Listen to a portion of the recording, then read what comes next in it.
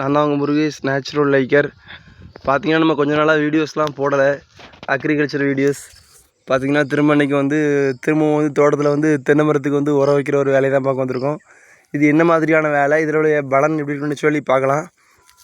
பாருங்கள், அதாவது தென்னை மரத்துக்கு வந்து பொதுவாக வந்து தண்ணி இல்லாத சமயங்களில் காயெலாம் இல்லாமல் இப்போ தான் புதுசாக பாலைகள்லாம் வருது. பார்த்திங்கன்னா இனிமேல் தான் நம்ம வந்து இதுக்கு உரம் வைக்கக்கூடியது வந்து மெயினான வேலை. அதாவது நம்ம எவ்வளோ தான் வந்து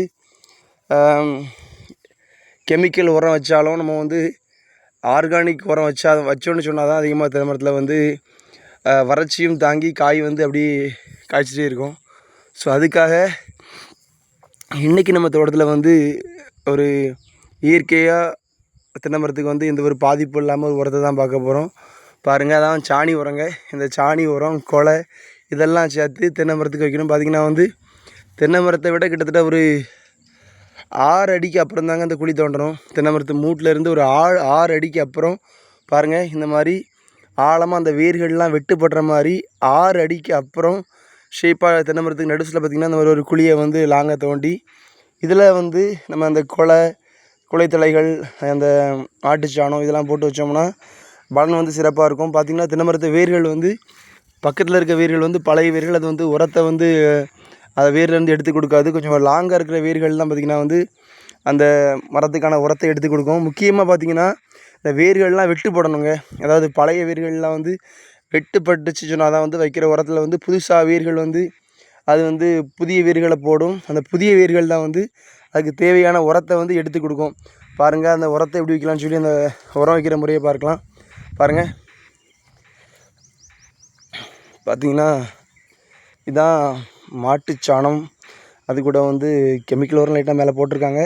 இருந்தாலும் மெயினாக உள்ளது இலைத்தலை குலைகள் தான். அதாவது நமக்கு வந்து கிடச்சது வந்து தேக்கு குலை அவைலபிளாக இருந்துச்சு. தேக்கு குலை மற்றும் காட்டில் உள்ள குலைகள், எல்லா குலைகளையும் சேர்த்து போட்டிருக்காங்க.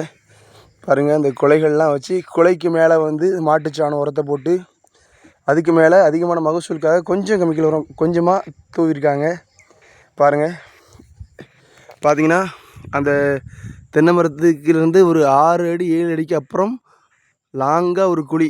பாருங்கள், லாங்கான அந்த குழி, இந்த குழியில் வந்து நல்லா ஆழமாக வேர்கள்லாம் விட்டுப்படும்படி தோண்டி இதில் வச்சு உரம் வச்சு அதில் வந்து என்ன பண்ணுறாங்கன்னா வந்து இது மாதிரி கொஞ்சம் ஒரு 1 or 2 days இதை வந்து கொஞ்சம் அந்த வெக்கெல்லாம் போகிறதுக்கு அப்படியே போட்டு திரும்ப மூட்டுன்னு சொன்னால் தான் வந்து எந்த ஒரு பாதிப்பு மரங்களுக்கு இருக்காது. முக்கியமாக உரம் வச்சு ஒரு 1 month தண்ணி வந்து அதுக்கு வந்து குறைவில்லாமல் தண்ணி சிறப்பாக விடணும். விட்டால் தான் அது வந்து மகசூல் அதிகமாக இருக்கும். ஸோ நீங்களும் இந்த மாதிரி ட்ரை பண்ணுங்கள். தென்னை மரத்தில் வந்து அதிகமான மகசூல் கிடைக்கும். அதே சமயத்தில் வந்து வறட்சியும் தாங்கி மரம் சீக்கிரம் வறட்சியில் வந்து மரம் பிடிச்சி காய்கள்லாம் இல்லாமல் போகாது. நம்ம சேனலை லைக் பண்ணி ஷேர் பண்ணுங்கள். நம்ம வந்து மீண்டும் ஒரு தகவலை பார்ப்போம்.